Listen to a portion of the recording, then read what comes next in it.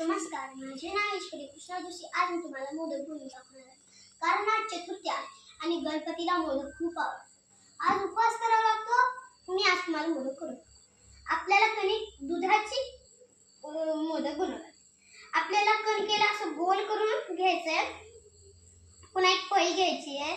त्याच्यावर असं कणकीला असं दाबायचंय, कारण सगळं गोल होतीये. असं दाबायचं दाबायचं दाबायचं. पुन्हा आपल्या हाताने थोडस जी खराबी झाली त्याला नीट करून घ्यायचं. पुन्हा पळीची जी सवास करायची, पळीला पुन्हा सवास झालं त्याच्यामध्ये टाकायची कण. आपल्याला मग कणकीला असं मध्ये मध्ये असं करायचं. बघा तुम्ही बघितलं, असं करायचं करायचं करायचं. चपटच व्हायला पाहिजे, कोणे असं करायचं. पुन्हा आपल्याला त्याच्यात साखर भरायची आहे. भरायची नीट.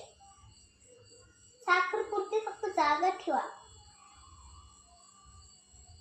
आपल्याला हे थोडस असं उचलायचं, असं करून असं करायचं. पुन्हा जसं मोमोज असते, माहिती ना तुम्हाला मोमोज सारखं आपल्याला हे वरी वरी करायचं. हळू असं करून घ्यायचं.